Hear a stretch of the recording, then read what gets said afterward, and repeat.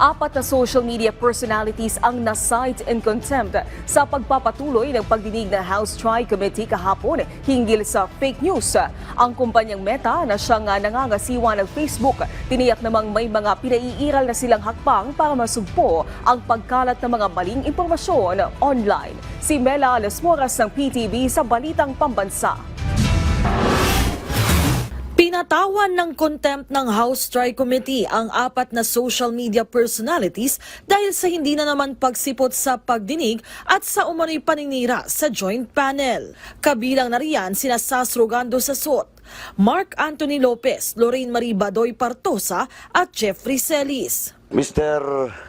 Jeffrey Celis, Ms. Badoy, and Ms. Sasot violates Section 11, Paragraph A. May I respectfully move that the three mentioned name be detained until the committee hearing will be terminated and be detained in the premises of the House. So move, Mr. Chairman. Any objection? There being none, motion's carried.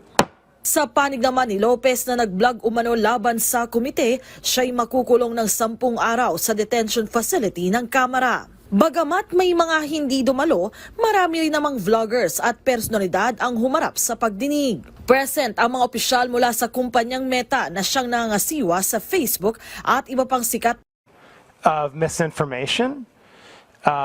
If it is found to be false by one of our third-party fact checkers, and then we will reduce that misinformation on our platforms so that people are less likely to engage with it. And number 3 is we seek to inform. If people have engaged with misinformation on our platforms, we want them to be informed that they have indeed done so. Nadiskubre ng mga kongresista na wala palang opisina sa Pilipinas ang Meta, bagay na nais nilang matugunan. For us to craft meaningful legislation, we have to take into consideration the fact that there is no legal entity here. There is no baseline legal responsibility within the Philippines. There is no Meta-affiliated entity within the Philippines. And that's what I believe makes it hard. Kabilang naman sa iba pang humarap sa pagdinig ang mga opisyal ng DOJ, DICT, NBI, PNP, PCG, COMELEC at iba pang ahensya ng pamahalaan. Mula sa PTV, Mela Alasmoras para sa Balitang Pambansa.